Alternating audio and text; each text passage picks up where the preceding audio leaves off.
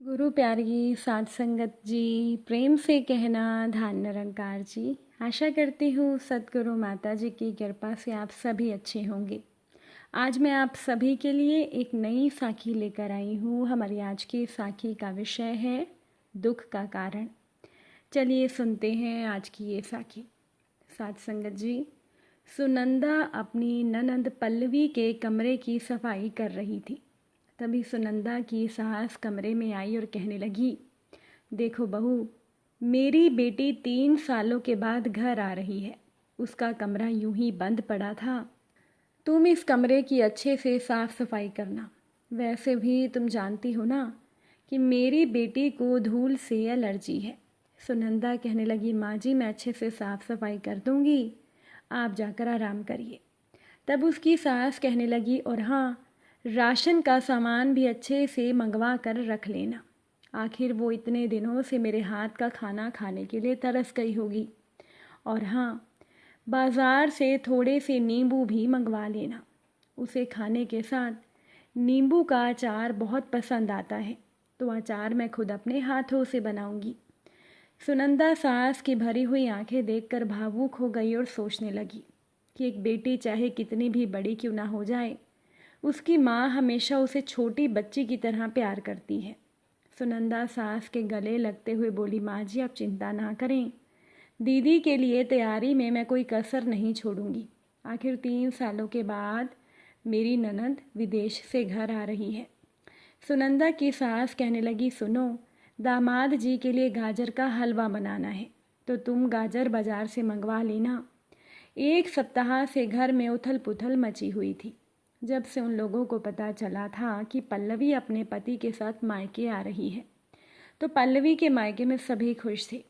साथ संगत जी, पल्लवी और उसका पति दोनों नौकरी करते थे। उन्हें बड़ी मुश्किल से छुट्टी मिलती थी, और इस बार छुट्टियों में जब पल्लवी ने मायके आने का मन बनाया, तो पल्लवी की माँ बहुत ही खुश हो गई थी। सास की खुशी देखकर सुनंदा भी सारी तैयारी कर रही थी। सुनंदा की सास ने अपने हाथों से बनाई हुई चटनी भी बाहर निकलवा कर रख ली थी, क्योंकि उनकी बेटी को आम की चटनी बहुत पसंद थी। खैर, जिस दिन तय था उस दिन पल्लवी घर आ गई।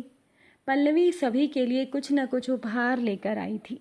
घर वाले हंसी खुशी बातचीत करने में लग गई, और सुनंदा रसोई में जाकर चाय नाश्ते की तैयारी कर रही थी।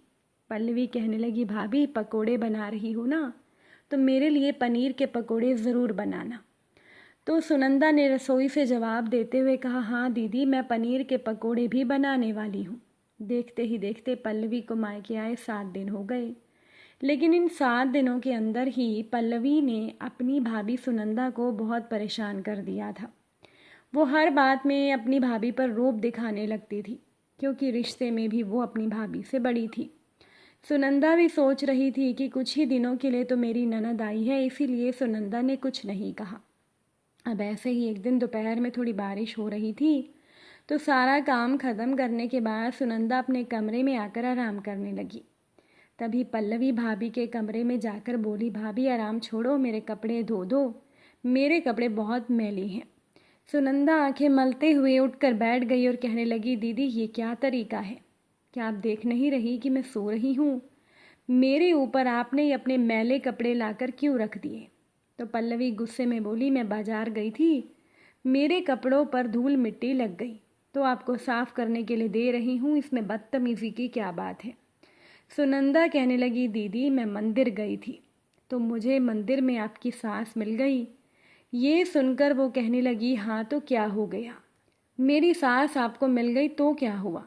सुनंदा कहने लगी, दीदी आप ना तो खुद अपने ससुराल जाती हैं, ना ही अपने पति को उनके घर जाने देती हैं। आपकी सास बहुत रो रही थी, उन्हें अपने बेटे की बहुत याद आ रही थी। आप अपने ससुराल क्यों नहीं जाती? एक बार आप अपने ससुराल तो हो आइए। आपकी सास भी अपने बेटे को मिलने के लिए तरस रही है। आप लोग विदेश में रहते हैं, तो क्या एक माँ को अपने बेटे बहू से मिलने का मन नहीं करता होगा? ये सुनकर पल्लवी गुस्से में बोली कि मेरी शादी के बाद मेरी सास मुझे बाहर जाकर काम करने के लिए कहती थी, मुझसे घर के सारे काम करवाती थी, और ठंड के मौसम में तो उन लोगों के घर पर धूप भी नहीं आती थी। ना ही मैं बैठकर आराम कर पाती थी, तो मैं ऐसी जगह क्यों जाऊं? मैंने अपनी ज़िंदगी अपने दम पर बनाई है, तो मुझे अब ससुराल नहीं जाना। वहाँ जाने की बात सोचते ही मुझे सारी पुरानी बातें याद आ जाती हैं। मैं वहाँ नहीं जाऊंगी, ना ही अपने पति को जाने दूंगी। ससुराल जाते ही मुझे बहुत दुख होने लगता है। सुनंदा व्यंग्य से मुस्कुराकर बोली, दीदी आपके मायके में भी एक समय पर घर के अंदर नल नहीं था। घर के अंदर धूप सर्दियों में यहाँ भी नहीं आती थी, और मैं भी घर के काम किया करती थी। मुझे भी बाहर से पानी लाना पड़ता था। उस समय हर घर में नल कहाँ होता था। शादी के बाद ससुराल में काम तो मुझे भी करना पड़ा था। और जहाँ तक बात है धूप की, तो वो तो बहुत सारे लोगों के घर में नहीं आती है। तो आप ये बातें क्यों कर रही हैं? शादी के बाद ससुराल में लड़कियों को बहुत सारे समझौते करने पड़ते हैं। इसका मतलब ये तो नहीं कि लड़की ससुराल जाए ही ना। आज तो आपके ससुराल में हर एक सुख सुविधा मौजूद है, लेकिन ना आप खुद जाती हैं, ना पति को जाने देती हैं। वैसे भी आप लोग विदेश में रहते हैं, आपको अपने ससुराल भी जाना चाहिए। जब मायके आना आपके लिए खुशी की बात है, तो ससुराल जाना आपके दुख का कारण कैसे हो सकता है? मुझे तो लगा था कि आप ससुराल कुछ दिनों के लिए जाएंगी, लेकिन आपकी सास तो मुझे कह रही थी कि उन्होंने आपके पास फ़ोन किया था, तो आपने साफ मना कर दिया कि आप वहाँ नहीं आएंगी और ना ही आप अपने पति को जाने देंगी। ये तो बहुत गलत बात है दीदी। पल्लवी गुस्से में बोली कि तुम मुझे सही गलत ना समझाओ, मुझे जो करना है वो मैं करूँगी, तुम बस मेरे कपड़े साफ़ करो। तभी पल्लवी की माँ कमरे में आ गई। पल्लवी की माँ कहने लगी, बेटा मैं कब से तुम दोनों की बहस सुन रही थी, और ये तुम क्या कह रही हो? क्या तुम अपने ससुराल नहीं जाने वाली? पल्लवी कहने लगी, माँ अब तुम भी शुरू मत हो जाना, मैं ससुराल नहीं जाऊंगी, ना ही अपने पति को जाने दूंगी। तो पल्लवी की माँ गुस्से में बोली, क्यों, तुझे मेरे घर भी आने का मन नहीं करता है क्या? पल्लवी बोली, माँ ये मेरा मायका है, मैं यहाँ नहीं आऊँ तो कहाँ जाऊँ?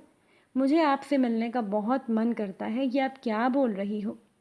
तब पल्लवी की माँ ने उसे समझाते हुए कहा, देख बेटा, जिस तरह से तुझे अपने मायके आने का मन करता है, वैसे ही क्या मेरे दामाद को अपने घर जाने का मन नहीं करता होगा? तभी तो मुझे लग रहा था कि उनका चेहरा इतना उदास क्यों लगता है। तुम उन्हें अपने घर जाने के लिए क्यों नहीं कहती? अगर वो बिना तुमसे बताए अपने घर चला जाए तो क्या तुम उन्हें रोक पाओगी? लेकिन तुम्हें बुरा लगेगा ना कि तुम्हारा पति तुमसे छुप कर अपने घर गया था। इससे अच्छा यही है बेटा कि तुम दोनों ही खुद तुम्हारे ससुराल चले जाओ, वो ही घर तुम्हारा है। अब तुम भी एक बहू हो, बहू होने के फ़र्ज निभाओ, ये नहीं कि केवल अपने मायके से ही घूम फिर कर वापस विदेश लौट जाओ। और मुझे तो तुम्हारी सोच जानकर बड़ा बुरा लगा। सोचो अगर तुम्हारी जगह तुम्हारी भाभी होती, तुम्हारा भाई और भाभी विदेश में रह रही होती, और तुम्हारी भाभी अपने मायके से आकर विदेश लौट जाती और तुम्हारे भाई को उसके घर ना आने देती, तो क्या मुझे बुरा ना लगता? तो सुनंदा की सास ने अपनी बेटी पल्लवी को समझाया तो पल्लवी एकदम से खामोश हो गई। पल्लवी की माँ बोली, देख बेटा, रिश्ते ऐसे नहीं निभते। तेरी भाभी भी तुमसे सीख लेकर अगर तेरे भाई को लेकर अलग हो गई और मुड़कर इन दोनों ने मेरी तरफ नहीं देखा, तो मेरा बुढ़ापा किसके सहारे बीतेगा? वहाँ पर तो तेरा देवर और देवरानी, तेरी सास ससुर की देखभाल कर भी रहे हैं तो कोई बात नहीं, लेकिन बेटा तेरे सास ससुर का भी तो अपने बड़े बेटे और बहू के साथ समय बिताने का मन करता होगा, उनका भी अधिकार है ना। और आज तेरा पति मेरा दामाद जिस मुकाम पर पहुंचा है, क्या उसमें तेरे सास ससुर का कोई योगदान नहीं, जो तू अब अपने पति को उसके परिवार से काट कर रखना चाहती है? अब तो पल्लवी की आंखों में थोड़े आंसू भी आ गए। वो कहने लगी, माँ और भाभी आप दोनों सही कहती हो। मेरे पति भी मुझसे खुश नहीं, क्योंकि मैंने उन्हें बांध कर रखा है। मैंने उन्हें अपनी कसम दी थी कि आप अपने घर नहीं जाओगे, और वो तो यहाँ भी आने को तैयार नहीं थे। लेकिन मैं ही जिद करके उन्हें यहाँ ले आई और उनका मन यहाँ नहीं लग रहा। शायद किसी को भी उसके परिवार से दूर नहीं करना चाहिए, और मैंने तो ये पाप कर दिया है। थोड़ी देर तक चुप रहने के बाद पल्लवी बोली, माँ मैं आज ही अपने ससुराल जाने की तैयारी करती हूँ। रात को ही उसकी ननद पल्लवी अपने पति के साथ अपने ससुराल जाने के लिए निकल पड़ी, और अब पल्लवी के पति के चेहरे पर भी राहत थी। साथ संगत जी, जिस घर का बेटा बहू घर से बाहर रहते हैं, उन्हें ये समझना चाहिए कि उनके माँ बाप को, उनके सास ससुर को उनके साथ रहने का मन करता होगा। एक तो वैसे ही आजकल के बड़े बुजुर्ग आजकल के समय में बच्चों से अलगाव के दर्द को झेल रहे हैं, क्योंकि काम की वजह से बच्चे अक्सर घर से बाहर ही रहते हैं। लेकिन क्या छुट्टियों में बच्चों को अपने घर जाकर माँ बाप के साथ समय नहीं बिताना चाहिए? ज़रूर बिताना चाहिए, क्योंकि परिवार से ही तो हमारी जड़ें जुड़ी होती हैं। अगर हम जड़ों को ही काट कर रह जाएंगे तो एक ना एक दिन हमारा अस्तित्व भी ज़रूर ख़त्म हो जाएगा। तो साथ संगत जी, अगर आज की ये साखी आपको अच्छी लगी हो, वीडियो को लाइक शेयर ज़रूर कर दीजिएगा। आप सभी से फिर से मुलाकात ज़रूर होगी नई साखी के साथ। साथ संगत जी, प्यार से कहना, धन निरंकार जी।